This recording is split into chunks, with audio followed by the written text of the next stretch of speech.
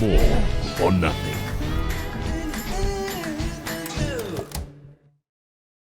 Hello and welcome to this week's episode of More or Nothing with Ryan and Max. And first things first, he is back. Max is back. Max is back, making breaks, going viral, doing what he does best. Welcome back. How are the lungs? Mate, surprised myself. Might be the easiest first game back in the history of my career, genuine. Well, it was Prem Cup, wasn't it? It was Prem Cup, that's true. I was thinking that. And there was like a lot of box kicking. It was a fair bit of like off-ball movement, but nothing like too sort of accumulative in terms of phases in defense, and you know what I mean? So consecutive attacking phases. So yeah, it was fun, lads. It was nice to get back out there. Boys were good. We came undone just at the end there, but credit to Exeter down Sandy Park. Decent crowd. Rugby alive and well down there. I was surprised for a Prem Cup game. Real serious turnout. Yeah, a lot of fun. A lot of fun to be back out there. I still somewhat got it. Yeah. By the way, I like it. I was more poo-pooing the Prem Cup side of things, but no matter what, your first game back, how long have you been out for? Oh gosh, is it like 5, 6 months, something like that? Yeah, actually, thinking about it, 6 months out, that first one back, you can't replicate it. So no, you really can't. But the week of training, my God, it was hard, mate. It was hard. I woke up on sort of Tuesday that week. That was like the goose day. On Wednesday morning, I was like a goddamn question mark. I was like a fossil. Oh God, I was completely crippled. Well, how were you at the day after the game then? Were you broken? Mate, I surprised genuinely could do stuff, could move around. It was weird. I think I went in there with like, let's go on eco mode, boys. But yeah, no, it was good. I saw some stuff on Twitter flying about saying that they put you in the wrong position. Yeah, apparently I got conversion. I was at number 8. I was doing all sorts. I was like, oh, if only. Can you imagine? You talking? You made the break, Max. I want to talk about that. I did make a break. I wish I'd have started accelerating earlier. I wasn't sure if the great long man Ethan Surrey heard me on his left, but he found me in the end. Was going for it, hustling, but sadly the 9 was already on me. He sort of wrapped himself around my waist, and I was pulled down just short. Almost went for the double movement, but I thought, no, recycle ball, we'll score. And the big Aiden Boshoff, one of the most glorious mullets, one of the greatest hairstyles in rugby right now, crossed over for his first. So yeah, you know, when you look back at those, right, at the time, were you like, this is massive? I have gone the full length of the pitch, and then no matter what. Hold up, go back. Not actually that far. On the bus on the way back, you're like ready to show the boys, hoping someone's just looking over your shoulder whilst you look through it, and then next thing you're like, oh, that's actually really shit. You're literally thinking, so man, Charles Piatow must be in that sort of space for hours. Because in your head, you're like, you've been running for ages. And then, but like when you see Semi go like the length, you're like, wow, he must be running for so long in his mind when that happens to him. Because oh my God. I barely hit 15 meters, and I was like, that seemed like forever. It's so true. It's so weird, isn't it? It's so odd. So you can look back at it and go, that. Like I remember like a couple tries where you felt like you'd done it all yourself, and then you look back at it and you're literally 2 meters out. You've got 3 people latched onto you, so it's not even you that's making you go over the try line. And you look back and you go, God, that is so shit. It felt amazing at the time. I felt so athletic. I felt graceful. I was like a gazelle, an impala. No, you weren't. You were still an asthmatic rhinoceros doing your very best across the whitewash, and you still failed. Like Buzz Aldrin in space, and suddenly it closed up. See, Mark's trying to like build you up and like say, "Well done." I'm just that's right. You're like, did you? But the first time you saw it, Max, were you surprised? You're like, oh shit, it really was actually like 8.5 meters. No, Rye's absolutely right. No, I did think that the minute I had to go through my clips, I was like, oh, That's not actually that good. But hey, you take what you get, because for me that is actually probably one of the biggest carries I've had in a long time. So I'll take it. In terms of meters carried. Just a quick chance to say a huge thank you to our fabulous sponsors, NordVPN. This episode sponsored by Nord. Do go and get your exclusive deal. I know a lot of you have. Let us know in the comments if you do. If you have been naughty little boys. Hashtag naughty boys. Naughty boys. Woof. Get into the naughty section on our comments and with nordvpn.com/maul, MAUL, or just use the code MAUL. That gives you an extra 4 months, I think, on the 2-year plan. So do that. Ryan, have you been naughty this week? Do you know what? I'm actually thinking we should patent or copyright the name Naughty Boys, because they could run with that as a slogan. I actually think that is a good. Yeah, but immediately you associate that with degeneracy. That's what I associate NordVPN with, I think. Yeah. Oh, brilliant. I think we don't. I mean, can I just sorry? Can we just say we are not one uniform brain? That is a no from me and Max. Oh no, we're all together in this. All three of us are together in this. Whatever I say, agree with Marc. I would like to remove myself from association with that statement. Whatever I say, you boys are in with it. You know that is the cruel reality of this podcast. Whatever one of us says, we all live and die by. My but then it's you just killing us. Does that worry you a little bit? You're like the Hunter S. Thompson of rugby. Anyway, moving on. Thanks to our sponsors. Yeah, thank you, Nord. Please stay with us and just remember, Ryan he gets clickbait, so he's great in some ways. And Ryan, how are you? I'm great. A little bit bunged up, as you can see, but I can't complain. I mean, that's it. The autumns are over. Back to URC, but yeah, I'm pretty chill weekend actually. I've not actually been too stressed or had too much on. I was across at the Tonga game. I'm not sure whether I should even mention this, but I went across and got in the car and was back by the time that kickoff happened, so I didn't even stay for the game. You really shouldn't mention that. No, I shouldn't. Great. I mean, so I look for So Scotland goes right to the bottom of our running order now because realistically, I mean that's how Scotland are feeling about their autumns at the moment. They're just a bit flat, it's just a bit of a nothing game at the weekend against Tonga. That's what it felt like. Genuinely, that's what it felt like. So, yeah, what a negative way to start. But I'm great. Thanks for asking. Pleasure. Where are you, Marc? You back in Singapore at the moment? Back in Singapore, all good. No holidays planned at the moment? No. Not for a couple of weeks. Not for a few weeks. Anyway, let's get into the final weekend of match. Well, it's not technically because Wales still have to play South Africa, of course, next weekend, but all of the other nations rounding off their autumn internationals. And we're going to start with England taking on a very, very difficult, tricky, tough Argentina, who are now just a fabulous rugby side. But England getting the job done. Max, how is your feeling about that match? Yeah, I think the right team won in the end, but Argentina definitely had a chance to get it done right there. But just because of how well England started, I think they deserve to win that. But yeah, Argentina, they're serious now. They're proper. They're the business. But they do love a late finish. So they do, don't they? The comeback kings. I was cheering hard. I was giving it the old, they did that and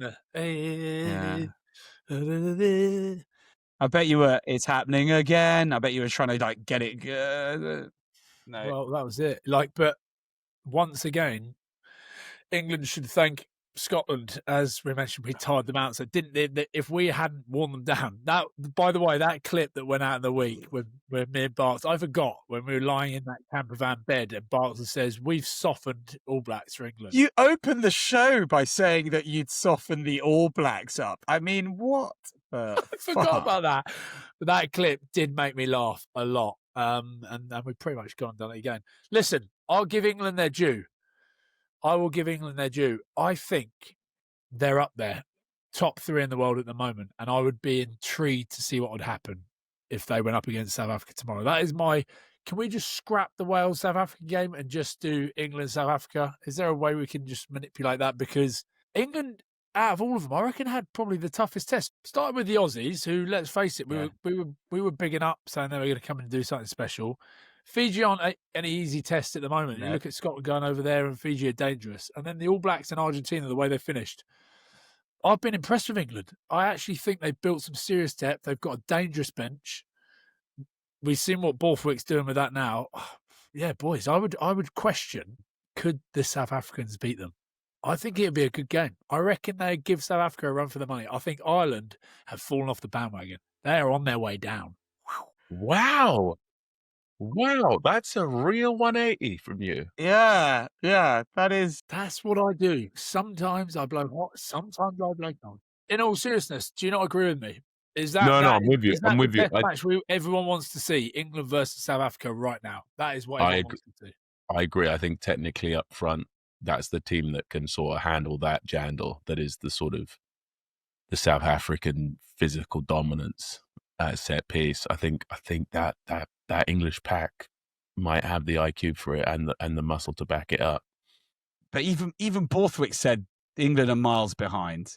So he's come out and said there. Yeah. He's got to say that. But guys, England would probably he's just begun this sort of this quest right now. I feel like this is where he's sort of tinkering. He's building a sort of a retinue, an army of starters that he can just call upon at any time, an interchangeable starting 15, and he has the talent, and it's looking promising. It's looking like Max Ojomoh just slotting in.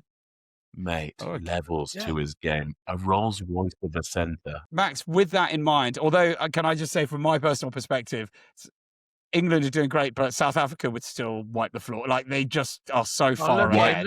Just wipe the floor. South Africa, so they're not horrible to him. Mark's like, I don't want to South Africa. I'm so irrelevant in those. Nobody has a go at me. The fact that Ireland stayed in that game for so long, despite that many cards, that kind of set-piece dominance, and they still won the second half, points-wise, makes me wonder, is there a chink in the formidable Juggernaut's armour? Potentially. Well, let's not go there yet, because we will get into we'll get to that in a bit. Although also in the comments, I quite liked our licking lips. I loved our clip. Somebody just writing Gordy Reed R.I.P. as the top comment, because he's just been absolutely killed there.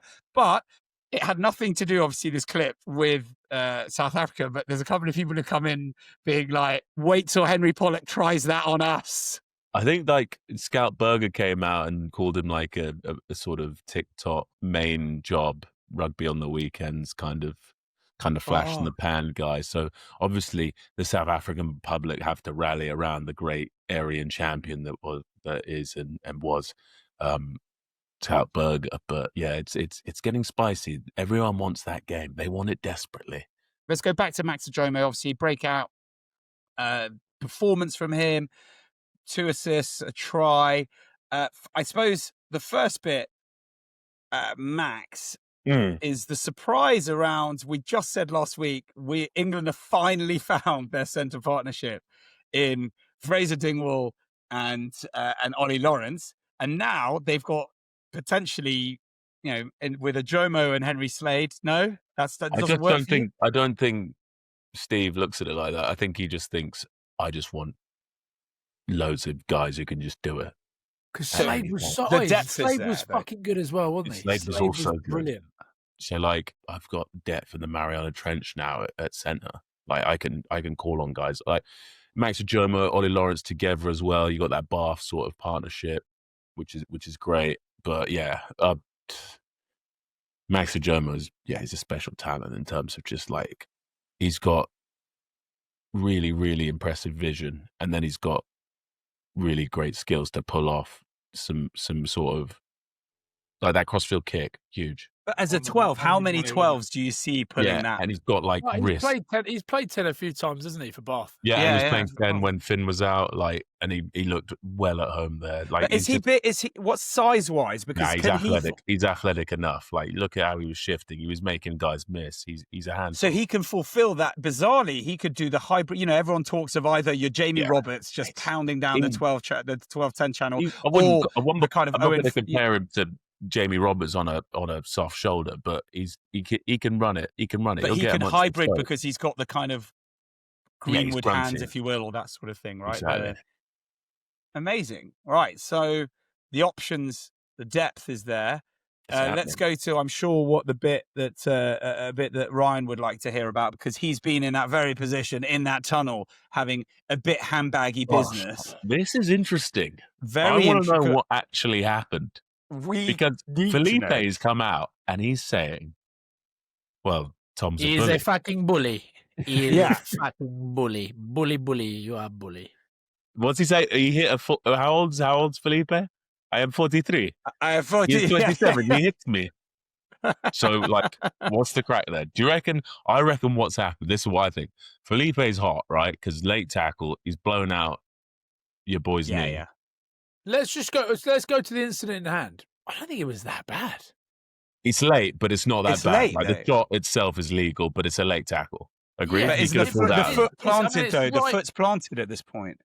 It's right on the edge. Like, do you reckon it's on the edge? I think he's got time. I think he's got time. Mate, you're becoming a fucking TMO. You watch. Do you reckon? All right, fine. You're watching everything in slow mo. But anyway, so let's just say we're split on that. I say it's right on the edge. He's probably got time to pull out, but equally, he's going full pelt. He's made his call. He's like, I'm going to melt him. Let's put a bit of pressure on the 10. I love the RGs. Be upset. But then what's happened is he's very upset. He is furious after the game. Did you see his post-match? Yeah, but what we are led to believe from what I've read and what I've heard is that he expected when he went to see Curry to be like, you know, to have, and we know he's, you know, we've had obviously Ben on a lot and you've spoken to Tom a lot, and he's obviously a lovely guy, but in this particular instance hasn't apologized for it. And that's rubbed Contepomi up the wrong way after the game. Okay, so well, what are your thoughts on that? Because I've heard that he goes over to speak to the bench and to speak to the player who was injured, Curry. And as he goes over, it was like they all started saying like "piss off" sort of thing. So then he's gone like, interesting. So there you go. We need to. Okay, no, Max, you've got one job, mate. One job for next week. One job. Your boy Grondona. Ask him what the fuck happened. We'll get Santi on. We'll get Santi on for the thing. Let's fucking go, guys. He's the man. And then perhaps what Genji will tell us for I feel like you just, as a coach, do you do that? Don't you just leave it? Yeah, you just. It's not really your realm. You just let the boys deal with that. Yeah, but they heart and sleeve we love the Argentinians for that. No, I'm not saying. Yeah, but like this is inevitably what happens if you go and confront a player. And you're like, if you're like right in Tom Curry's grill, being like, "What the hell are you doing?" Every emotions and hackles are already up, and Tom Curry's not a guy who's going to be like that. No, you're not mugging me off in front of my pals. So then he's got a little physical. But how physical's physical? He's probably just like saying, "Get out of my face." So he's just giving him a little kind of push. But who can say? We're just speculating. We don't know. We're speculating, right? So let's move it on now. In any case, a fabulous autumn internationals. Huge congratulations to England. Wow, the stocks are high. Woof. I think they are. Yeah. Like you rate that. You didn't call it, did you, Max? You didn't say they go forward. George Ford, by the way. Oh my! I doff my his cap. 10th. Is it he's his the guy? 10th drop he's goal the guy now. In test matches. Is he the guy? Right, he's the guy now. He is the guy. We all. And you've been saying it. Max has been saying it for so long. I do feel sorry for Finn Smith, though. Mate, you feel sorry for Marcus and Finn because they're both brilliant as well, but it's just how the cookie crumbles. Only one guy can bleed 10. And George Ford's kind of sees his opportunity. That's how Highlander works, isn't it? With both can be only one. So, but like, who else? I've enjoyed Coles. His industry around the park. Yeah. Great athlete, can move around. He gets it done, runs some great lines. Finn Baxter, Joe Hayes. Joe Hayes, huge. He's been massive at set piece, especially. Guy Pepper, he's gritty. He's an absolute lasso. He's just always inches off the floor. Absolute dog. There's so much to like about this England team. There Freddie it is. Stewart. Freddie Stewart, huge game as well. Yeah, he was brilliant. He was very good. Yeah. Under that high ball, every time they hoisted one up, you're like, "Oh, there's surely got to be a drop ball now." Man was so safe. Yeah. So hey, listen, I'm giving them their due. Like I said to you boys, and I might feel uncomfortable for you that end, for me to be so nice about England, but I genuinely think they're building something very special at the moment. And yeah, I'm impressed. We were calling for Borthwick out last year. Borthwick's out. Do you know what I remember? We were like, this is mental. Like, how has he got this crop of players? He's telling you he's nowhere near it yet. I think the ceiling's pretty high for him. And I'd like to see that test match. But it doesn't mean Scotland won't beat him next year in the 60th. Oh yeah, you'll be in front of that. But if we could, that's it. Now, obviously, favourites for that. Everything's looking up for England as difficult as it is for Ryan and I to take. Let's go across to Ireland versus South Africa. We've talked about it a little bit. Earning a first Dublin win, which Razzie seemed to really enjoy. First Dublin win since 2012. The cards now. Okay, we talked about last week. It's getting out of control. Everybody thinks that. But having watched it, guys, there was a lot of the scrums kept like there was a lot of dominance from South Africa. Did we think it was the right calls or not? Did you think, you can't just Max? Is that, the number of cards, were they all warranted? I mean, I think the red, let's start with that, felt pretty open and shut. I'm not sure what the alternative is, though. Like, if a pack's dominating like that, right, what do you do? You have to keep carding people, right? Otherwise, you can't just be like, people, don't you? Unfair, sorry. What do they get from it? Yeah, no, I agree. It was more later on in the game where I felt like the ref started to make it a little bit more about himself. It was towards the end of the game. Whereas there, at that stage of the game, he had to do what he had to do. I agree. Like the yellow cards, it was always, I just love, I love how they just go after him. And talk about England bullying earlier. It's incredible. The Saffers, absolutely. And that was like the line starting front row. That's the line starting front row. That's the thing. And it was absolutely, that was ego death. I can't. I'm not Max, seeing that. Talk to so you can give us a very particular emphasis, point of view rather on. I'm sure I don't want you to go over all of the nightmares you've had over this, but you've had situations. There's been a real Pandora's box. What has happened? Yeah. What is that like? Like, what is it like? Firstly, physically, what is that like? Yeah, it's psychology. It's more the psychology. But I mean, physically, yeah. You I think at sort of the brace of that scrum, so as they sort of come to the bind, you could sort of see the Irish pack squeaking a bit. And then on top of that, when South Africa smell blood in that regard, they're just going through you. There's no polite way to say it. It's just so difficult. It's like, it's insurmountable at times, because like, what happened there? They had Tom du Toit starting, and then the minute the 40 minutes came up, or the 38 minutes, they brought on Wilco Lowe and Gerhard Steenkamp. And you're like, these guys are serious. It's like Mortal Kombat. It's like Scorpion on for Sub-Zero. So yeah, it's hard. Like, if guys like that, it just goes to show you the quality of the Irish front row. They're struggling like that, it just meant that the bit was in the teeth, and there was a huge onus on this game for South Africa, in my opinion, like massive. Obviously, they hadn't won there since 2012. Is that correct? Yeah. Yeah, and obviously Ireland's been a little bit of a bogey team with that Frawley sort of drop goal.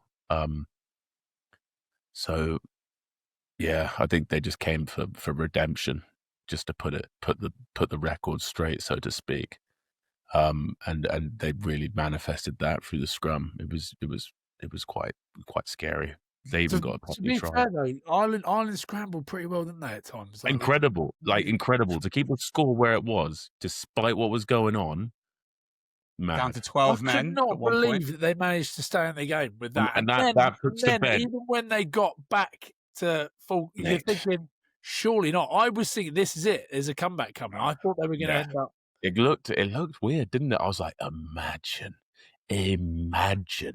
But yeah, that puts to bed the old South African conspiracy, doesn't it?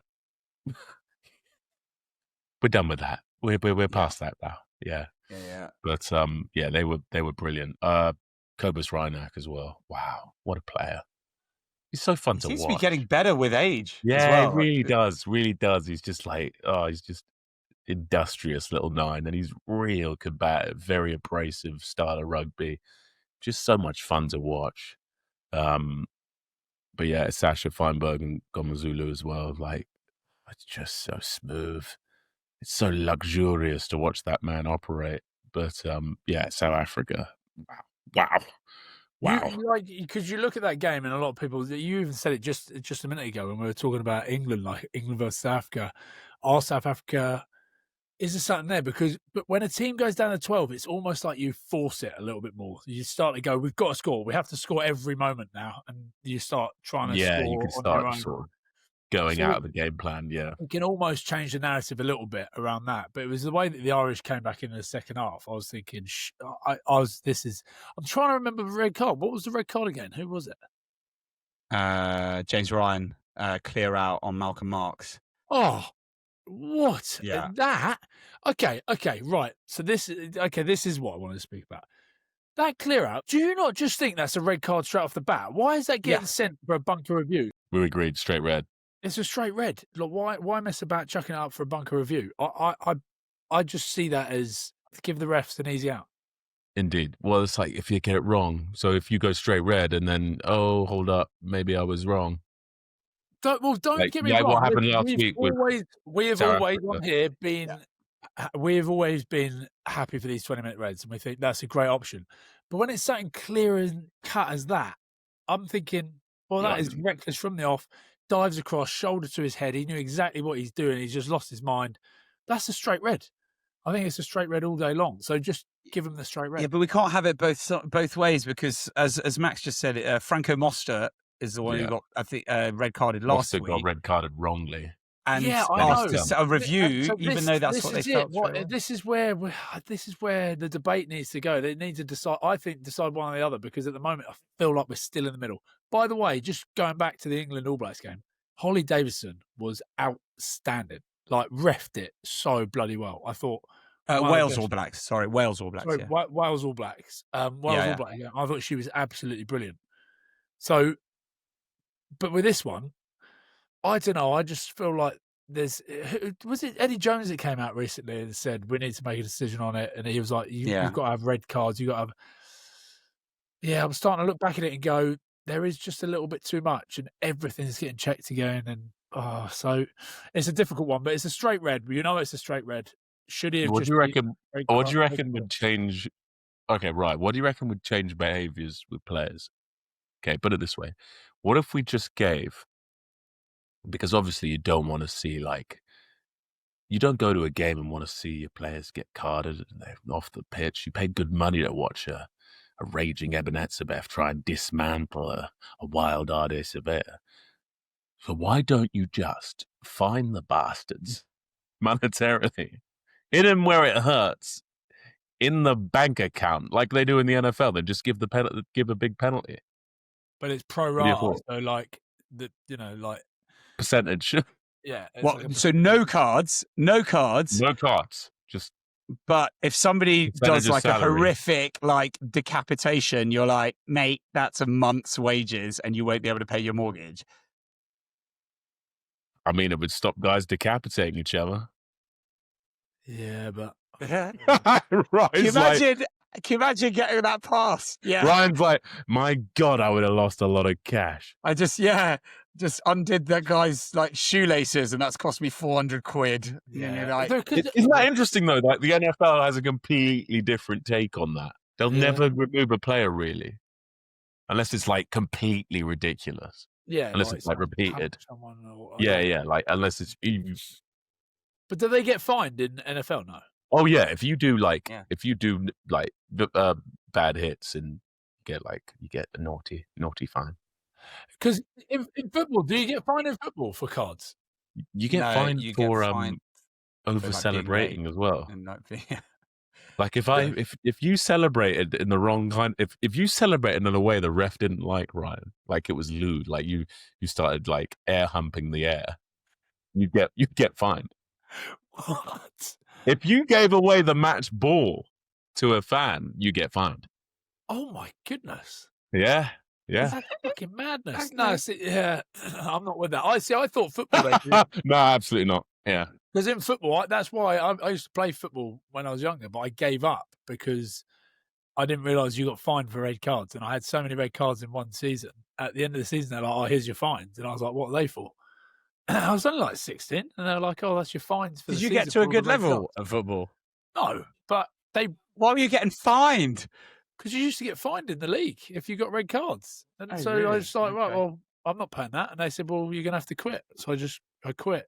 All right. Well, I'm going to go be a professional rugby player. Oh my God! Look, you can even go to the NFL operations website and see what the fines are. Roughing the passer. Oh my goodness! Offense against the game official, 40 grand. Right. So that's like if you physically touch the ref, yeah, fair enough. Okay. Striking, kicking, tripping, or kneeing, 12 grand. A horse collar tackle, so high tackle through the sort of horse collaring the guy, 17 grand. Hip drop tackle, 17 grand. Face mask, 11 grand. Post-tax money as well, isn't it? Can't come out of your gross pay. What's a face mask? So if I grab them by the grill and take them down that way. So if I grab you by the helmet plate and pull you down. Mark, don't you start what? Hold on, sorry. Can we just Mark? Don't you start nodding and like pretend you know? No, because I played John Madden as a kid, so I was kind of really into it. Old nutface down there in the corner. Right. If I block you off the ball without you seeing like a blindside block, so you're like just looking at the play, and then I just come out of nowhere and hit you with the most unholy of holy spear tackle blocks, 17 grand. Yeah, hold on, but it doesn't matter whether you maim me or you just tickle me. It's 17 grand. If they rule it as a blindside block, yeah, it's 17 grand. Roughing the passer, 17 grand. So if I hit the quarterback when he's released the ball late, like a late shot, like if Tom Curry did what he did. Tom Curry's about to get 17 grand. 17 just grand, off. Baby. Woo! Woo! There goes your England wage. There goes that match fee. Woo! No, but it would obviously we wouldn't be paying these ludicrous. Maybe there is something in that, Max. Maybe there is something in it. One of the most unsportsmanlike conduct in the world's doing it. Why? Yeah, why not? Yeah, but we don't. Right. Yeah. Let's bring it background, guys. As much as all of our fans want to hear, I thought it was quite interesting. I find it very interesting. But you know, then not necessarily the voice of everything. Then the fans aren't hurt by the spectacle of the player. The player is hurt. Why should the fans be hurt? The player who's bad should be hurt. That's a very good point. That's a very good point. Are we not in the entertainment industry? Are we not here to make people be patriotic and enjoy themselves? The best player should stay on the field for the sake of the spectacle. It's a sport. Anyway, but we digress as always. Back to Razzie. Let's just go quickly. Razzie, Ryan, you had some thoughts on that. So what he was doing. See the little thumbs up for people that are listening and can't see me. He's got the little thumbs up and he's giving it like a minion, minion. Yeah, the little sarky like despicable me. Fuck you to everyone. That is basically a fuck you to all the people singing. What's the song they sing? The zombie song. Zombie song, yeah. That is Rassi doing it to the Iron Man. There's been a lot of people on Twitter saying, "Oh no, he's doing it to the South African contingent around him." I like it. I think it's good. Again, I think this sort of stuff should be in there. Let him be the heel. Yeah, be the heel. Yeah, great I like it. And heroes. So why not? But yeah, a lot of people saying, "Oh no, that was just him saying well done to all his South African fans around him." No one goes like that. Rassi, no chance. Come on now. It's okay. It's okay to play silly buggers sometimes. Okay. Let's give our big shout out to friend of the show, Malcolm Marx, first hooker to win the World Player Award since 2001. Wait. Quiz. Who's the last one? The only hooker I can think of, right, who could have won that is Keith Wood at that sort of time. 2001, yeah. Is it Keith done, Wood? Maxi boy. It is Keith Wood. Oh, mate. Did you ever watch Keith Wood play, right? The only reason I watched Keith Wood play is, and the reason I knew who he was when I was younger, is because Joe McManus had him painted on his floor in his bedroom. Mate, to be fair, when you watch that dude play, he was a wild athlete. Like, he was doing things you were like chip and chasers and stuff as well. Mate, like as like a big old all court athlete. He was wild. But Malcolm Marx fully deserves. There's been a little bit of chat around the old the list. Come on, what was the list, Mark? Because there was a couple people missing off that people were very upset about, including an Ardi Surveyor. Was he not on the list? No, he wasn't. Peter Steph Dutoit, the Terminator himself. Malcolm Marx, of course, winning it. Huge congratulations, Oxenche and Louis Biarré of France. A lot of people calling for him. Bearing in mind, he scored the most tries in the European Cup in the Champions Cup, and then in the top 14, and then just scoring tries for fun, Six Nations as well. But boys, what do we think? I mean, deserved, right? Oh yes, 100% deserved. I'm glad a couple of front rowers were on that list, and it was cool to see Oxenche shortlisted. It was good for props everywhere. You can do it too, 1 and 3. You can do it too. But Malcolm Marx, though, let's give him the credit for. We had him on. Amazingly, Ryan, you were the king booker of all time when you managed to get Marxy Boy onto our show. What, 2 weeks? A week after he smashed his ACL and was out of the World Cup that South Africa would eventually win. And he came on. He was obviously very sort of sad and sanguine about what was going on, but what a recovery. I mean, I know it's been 2 years now, but still amazing to then now be World Player of the Year. Fabulous comeback and a complete legend as well. Yeah, he gets through a ton of work, doesn't he? He's some player. I think if old Vessels hadn't been done for grabbing people's nuts, you would have seen a little bit more of him. But the nick of that man, Malcolm Marx, the way that he's gone about his business in a team that is doing so well, that's it. You just like the quality of him, and the mark of the man as well is someone that keeps on going like that, and those coaches obviously trust him like you believe. So you just think all of these players, you seen Dwayne Vermeulen now moving into the coaching setup. All these boys will start to filter into the coaching setup, and South Africa will only get better and better as well. And consolidate their impeccable experience. But yeah, Malcolm Marx, what a guy. Carries the ball over the ball. He's like, you'd have to be King Arthur to pull him out. Do you know what I mean? He's a freak. And then on top of that, great on the piss as well. Yeah, real good on a bar bars tour that wasn't a bar bars tour, apparently. Yeah, just real good on the random week of drinking that it had no rugby. But best bar bars tour ever, they say. But it's just good to see that someone gets like associated with that sort of impregnable, insurmountable front row / scrum that is South Africa at the moment, getting their just due. Fabulous. Let's move on to Wales versus New Zealand. Where does this put? It's an interesting 26-52, an interesting kind of conundrum, I suppose, in what does this mean for either side? Did New Zealand beat Wales, who can't buy a win really these days, or did Wales That's do? not fair. No. I'm saying that with a heavy heart. But or is this a positive? From I think it's positive. I think it's positive. It shows Wales have teeth. The dragon can still breathe fire at times. Do you know what I'm saying? I think Tom Rogers' hat trick, unbelievable. Reece Samet crossing. But yeah, ultimately, we're still in the early days. We're in the infancy of the rebuilding phase of this Welsh team. I mean, I don't know who they're going to pick for this South Africa game, though. Well, hold on. So, but just on that game, was it 50 minutes in, and you're still going? Hold on a minute. They're still in with a chance. They're still fighting here. Like, you look at what a hat trick, scoring 4 tries against them. There's a lot of good stuff coming out of Wales, and you heard them speaking after it. I think it was Dan Bigger, and this is actually quite a sad thing for Welsh rugby that they're looking at it going, this is a pretty positive result from. Which is sad, but to see where they were 6 to 8 months ago to now where they are.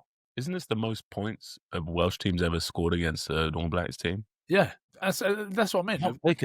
4 tries. I don't think they've ever scored 4 tries against them either. So, yeah, I think they still got beat by 26 points. And yeah, it was close. I mean, my dad texted me being like, could it be type thing? And obviously it Can you wasn't. imagine if they had? But that hacker led by Ricky Ioane. Oh. Yeah, it was quite cinematic, that one, with all the kind of lighting and stuff. Yes.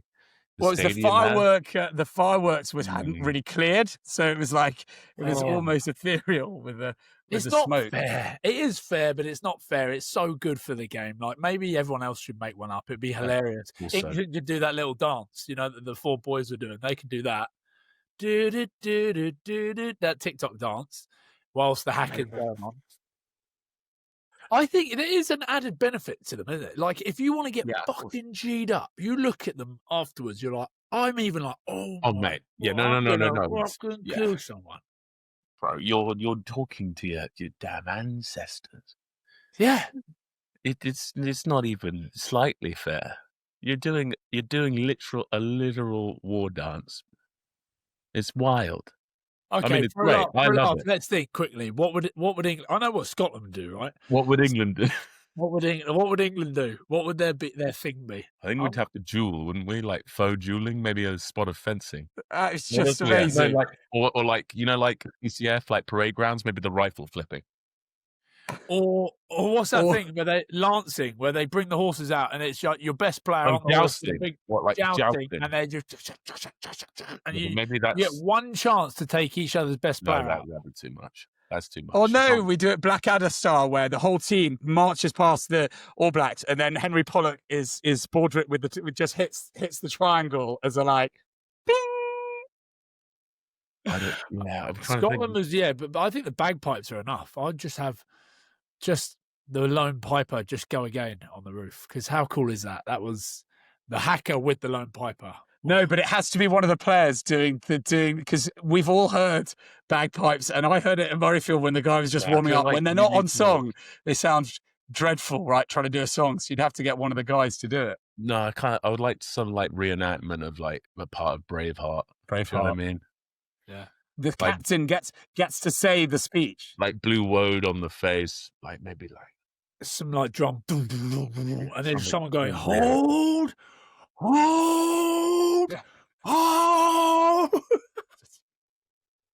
Just pipes up anyway. I don't know what the English would do. I can't really think of that. Guys, let us know your thoughts. What would England's be? I hate to disrespect the Fijian one, but the Thimby just isn't anywhere near. It's almost like a bit of a song, whereas the hacker's actually intimidating. Whereas like some of the other ones from the Pacific Islanders just aren't. Tonga's one's quite. They do a pretty. They do, but less rhythm. Marty Williams, that finish. What was that madness? Hulk smash.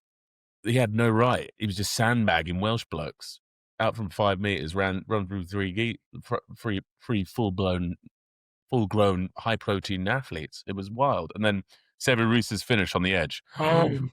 Oh, here comes the hard stepper. Oh, that was who was it that got stepped? Jared. Was it Jared Evans? Jared Evans, yeah, that's tough. It's just when you get done, you get done. There is nothing worse than literally, and like, you know what will be happening, don't you? When like boys are watching it back, like, oh, did you shout touch? It didn't. Bro, no, there's nothing like his hips. Me watching that from afar discombobulated me. That's because he's got no right to go on the outside there. Obviously, no right, minimal space. So Jared's thinking he's got to bring this back infield. Yeah. He has to come off his right. Nah, he's gonna do you with the just naughtiness of the Fijian footwork. Ta-ta for now, Brian. And he's in the corner. I feel it. I remember Cal Gibbons and myself, and they used to do like a step and drill. And you go and do a bit of extra tackling afterwards. And I can't remember who it was like, oh, why don't you get Nico to try and step you? And I was like, oh, we don't need Nico. We'll just get one of the props. And they're like, no, get Nico. I'm like, oh, for fuck's sake, here we go. Neither of us could touch him. And it got to a point where he was laughing so much at us. in this tiny little 5 meter like. I don't like. They just stop doing those drills now. And he's just as he skin us and laughing as he's going around us, and we were getting more and more fucking angry. We couldn't even lay our hands on him. Yeah, it was. I've never seen anything like it. But Sevu Reece, that was absolute filth. Yeah, if you got time, just click on Talusa Vianu's highlight reels on YouTube. It is the wildest lateral movement I've ever seen in all my life. It just doesn't make sense how a man can move like that. Snake hips. New Zealand, what does that mean for them now? Did you know that? Sorry, I'm going back to it. The one thing that cringed me out, and I know I came in here pretty hot earlier before we started recording about all the things I despised about this weekend, and there was a few. It was a rant. It was a rant. But is that the first time someone's seen a fucking player be the water boy? That's what happens. I get it. Like, Barrett is the water boy, and they're like, oh, what a team. Everyone fucking does it, don't they, Max? It's true, everyone does do it, but you can't put a price on clicks. I mean, you can. That's the problem. Capitalism wins. How it works. Capitalism absolutely wins at all times, Ryan. Don't let your kind of idealism. You're just looking at it going, well, what do you mean? Like, oh, yeah, Barrett, look at him. Water boy. Everyone is part of this team. There's no one bigger than the team. No, that happens in every rugby team. Everyone does that. So, but All Blacks, they'll be properly pissed off that they lost against England and almost lost against Scotland, but they scraped through the 3 wins out of 4. Are they the All Blacks that we know of old? Probably not. No. But they've come out of it looking all right. They've come out of it all right. It's a good group of youngsters and some serious firepower. But you've talked a lot about how much you love how cool their social media is, how cool they are around it. Now, we've had a few comments on social media, I think on YouTube, saying how there was too much of the youngsters messing about social media and not enough of the All Blacks of old, and that it was basically this new generation that didn't kind of. Hold on, who's written this then? Oh, what's that bloke called? Gaz John? Is that him? No, it's not Gaz John. Gaz John just slags you off, and he's actually quite astute and insightful because he loves. I think this might Max be one of your fake accounts. Is this your fake account?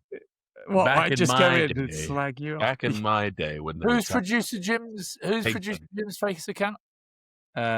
His burner's Eduardo, right? Saying how good he is and stuff. Jimenez or something like that. Back in my day, when the Whitelock brothers were killing swine on the farm. No, but I don't know. Is there truth to that? Not really. It's just how times go. You don't think that there's eyes off the ball somewhat compared to old New Zealand teams of old that just did winning non-stop? Look at what England did with their dance and their clip we put out about Marc. It's just a different outlet. Social media is just a different outlet. Yeah. It's always been there. Young men are always going to be seduced by fame and power and vices, Marc, aren't they? Not even just young men, old men. Old men. I don't really read into that. If that's the consensus, I'm not really about that. No. Do you reckon the bloke that commented on our one where we were joking about softening the All Blacks, Harvey Sizer, do you reckon he listens to this or he just climbs into the comments? Because he was really upset. He was really upset on social media with a very long essay of why we shouldn't even be joking about it in Scottish rugby. Like, no. What is it? Ryan Wilson is what's wrong with Scottish rugby. But tell us the zinger you knocked him out with. Jeez, man, Barrow laughs. Absolutely. He shot must have him been down. in a really negative place, bless him. So listen, Harvey, if you are, just reach out. We hope you're okay. But yeah, we did soften them up. Scotland do a lot of softening up. Okay, let's just round off the autumn episode, if you will. Scotland, Tonga, kind of not a huge amount to say. The right score, 8-try demolition. Dewey's back on top of the all-time try scoring, charts. After flying his toys out the pram. Yeah, he is. But let's focus on this one. 60 minutes in, I'm sat on the sofa, 21-0, and I'm going, this is when I left last week against Argentina. And I was like, surely not. And literally 20 minutes towards the end, the floodgates opened. Tonga just fully gave up. Big Ben Tamafuna, though, look at the size of the man, 155 clicks at the moment. He was throwing himself about. But yeah, if I round up, I think I said it earlier, if I round up Scotland's autumns, it's been pretty negative, hasn't it? USA, I think someone put a social post out saying like Scotland, their 10th team they've nilled, and it's like forget about the two teams either side. The bit in the middle's that matters. And yeah, they put up a big fight against the All Blacks, should have beaten them. But then the same was said for Argentina. To be 21-0 up and not come out with a win is crazy. So I don't know. We'll see. It's a big old Six Nations now, turns to that, and that will be. There's been a bit of chat around Tooney's future and whether he'll still be in the job. He needed to do a job against Tonga, that was for certain. Now it goes to the Six Nations, and we'll see if he gets it done there. But I'm telling you, if he doesn't have a good Six Nations, the pressure is on. It feels like Scotland have improved greatly over the last few years, but I think the player pool's probably improved greatly. That's the main thing, the player pool and the amount of good players. Whether the rugby has, Tooney spoke about it after the game. He said, we had a good autumn except for that 20 minutes against Argentina. But I don't know. It's a weird one, isn't it? But it's weird. We haven't spoken to any kind of Scottish people, or even from the comments, that are joyful or positive about the autumn internationals. Yeah, let us know. Scotland, how do you feel? Yeah, how do you feel, Scottish fans? Vent and rant. I promise I won't slag you off like I do some of the other people, but climb into the comments. And finally, France versus Australia, over 80 points scored, 48-33. It is actually the Wallabies' first winless European tour in 67 years, which perhaps isn't a fair reflection of where we think they've been over the last 6 months. But you can't argue that they've conceded heavily and they've lost heavily throughout the autumn internationals, really. Yeah, they're I'd say they're slumping a little bit. I'd say they're going backwards. What about you, Rye? I don't know. It's a weird one, isn't it? They're very up and down. No, but I feel like they weren't up and down. Now they're up and down. That's what I mean. Yeah, they are very, very up and down. No, in the past they're not. But for me, how open at the moment is world rugby? Like, if you really look at it on any day, throw, let's say, 6 teams in the mix, the top 6 teams. It's pretty open at the moment. Apart from South Africa. Sorry, I say South Africa. Yeah. All the South African listeners have just been like on the fucking keyboards, like, you're bussmen. But no, except for South Africa, yeah, you take the 6 teams under them. I think anything can really happen in world rugby at the moment. So it's probably a good thing, isn't it, if you think about it? Yeah, it keeps it interesting. Agreed. I absolutely agree with that. But yeah, South Africa, knock your bloody head flat, boy. Yeah. They're the daddies. They're daddy right now. They are the daddies. They are the daddies. I think that's. But like, I don't know, like Biebery and stuff still doing ridiculous things. Deportier as well. Oh, he was class. There's lots to like about them. They're a really fun team to watch still. But yeah, it just seems like they're just not improving. And there was like a real sort of consistency to them years previous, and now it's sort of it seems to me that they're quite fallible. And then Australia, I don't know. That's been weird. What's going on there? Because I can't figure that one out. Winless. What's it? 100? How? What's 67 years? 67 long years. Winless Wallaby tour. They played a lot of matches. Angus Bell. Oh, see, Ryan, that's what I felt like. He must have felt like he was in a time machine. That's a long way out. My guy was gallivanting. He was galloping. He was frolicking. Here you go, pie. Have that. Comes back off the left. Oh my goodness, I'm in space. Run, Billy, run! I feel witty. Yeah, and he's gone, mate. Unbelievable. The big fella getting under the sticks. Woof. But yeah, there's lots to like. Why isn't Suhaili getting the ball more? Ikitau was very good though. He makes no sense. Mighty Mouse. Like, runs into contact. He seems to win all the collisions, and he's not the biggest man. It's fascinating. Yeah, it's. I don't know what's going on there with Australia. They can't really chain it together. They don't seem to be going in any particular direction right now, which is a shame because I was really optimistic. I was quite rosy about it coming off the back of that Lions tour. They look like they were building something, and now suddenly, it's not looking so good over there. Is this it now? The Aussies are off. That's it. They go back home and do a lot of them go to Japan now? I think they do, don't they? And they Kiwi all over the gaff. Yeah, all over the shop, except for the ones playing over there. Right, I'm going to play a game. Let's round it up. Max, who are the team that most surprised you this autumn? Argentina, but not really. Yeah, it's kind of weird. But off the back of their rugby championship, it shouldn't have been. I'm going to say England for me. I was surprised they did 4. Who do you think underachieved? I'm sorry, old boy. I think the sweaty Jocks. I mean, I can't really. Yeah, you can't really. I would say Australia because we did. Yeah, okay. Oh, sorry, Australia. Yeah, but like you did the sweaty Jocks. We'll make sure we stick you in there. But yeah, isn't it fucking crazy that 20 minutes of a rugby match can just tarnish dismantle the whole game of rugby? Yeah. If that 20 minutes hadn't happened and Scotland had won 21-0, let's just say it's when you look 21-0, Gregor Townsend, people have said 3 out of 4 and almost beat the All Blacks. He is the man for the job. A 20-minute capitulation and suddenly people start going, the old sweaty Jocks. You're out of order. Favourite player from the autumn series?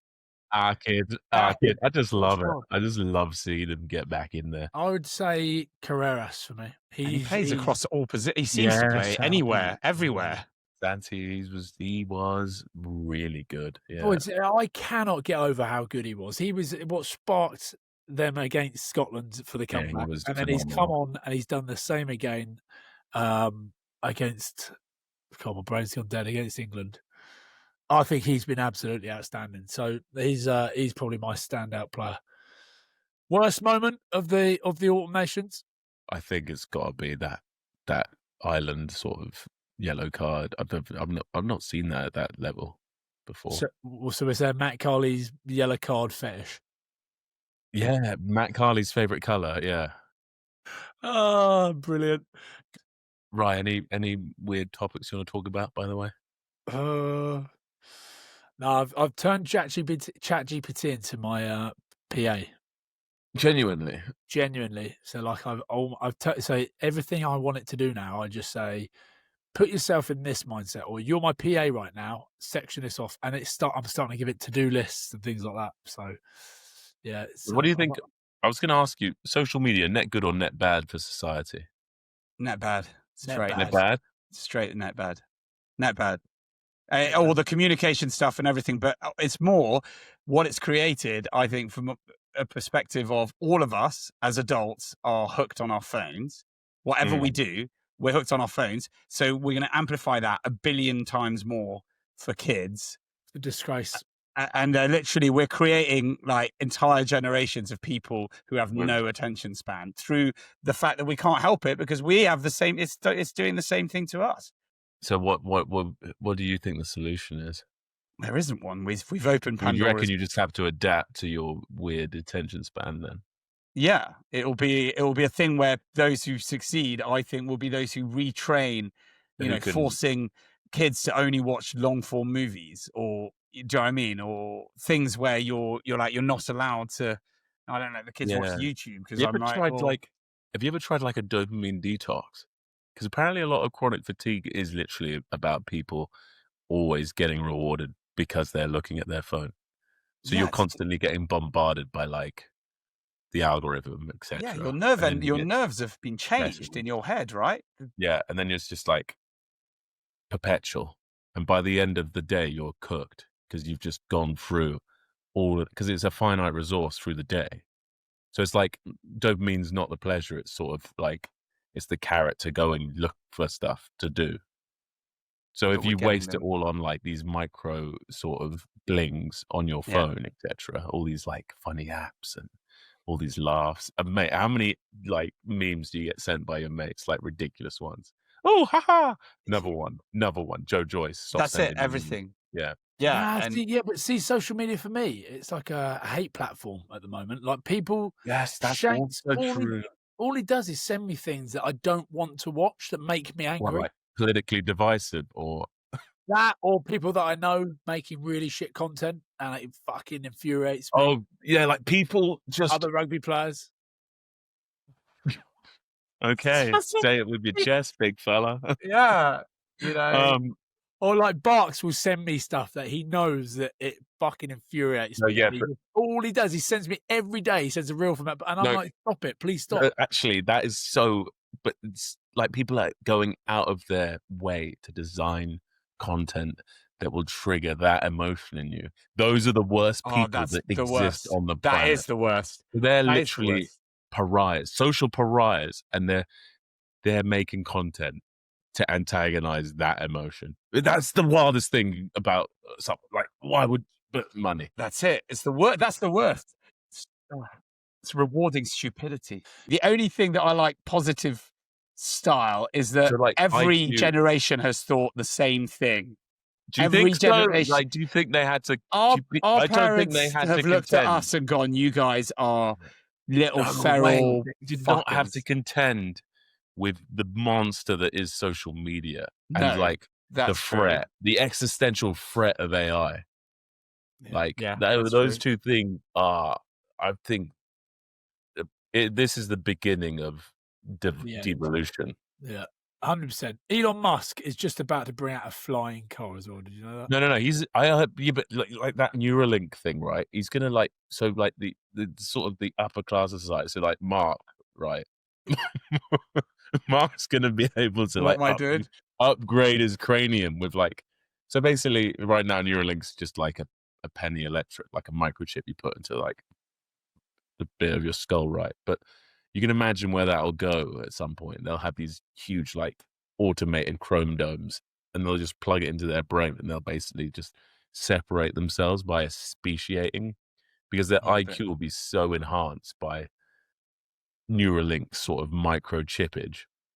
But you just can't keep up because they'll be you always get a +1 in those situations anyway. So you'll be like a bald simian chimp in comparison to them. Okay, so the future's rosy for all the chins and the rich people. Brilliant. But that's not what I said. But yeah, basically, yeah. Okay, guys. But that's us done there. Yeah, sorry. That's us done, I think. A huge thank you to everyone for watching and listening. If you somehow managed to get this far, thank you to Ryan. Thank you to Max. And we will see you all next week. And good luck, Max. Are you going to be playing? Are you first Prem game since the semi-finals? Against the mighty, mighty Saints. Oh, wow, no Saints. Oh, that's not going to be easy. No, it's not. High. They are flying high. Flying very high. Yeah, but we've got a rampaging, raging bull in the middle in the shape of Max Laheath, so Bristol will be fine. Have you seen that Bandam Mesh? He's a lock forward who can't jump. That'll tell you things. That'll tell you a story. That just captures him. Holy shit. Holy shit. Oh, Godspeed, my friend. Godspeed. Anyway. All right, boys. Have a great one. We'll see you all next week.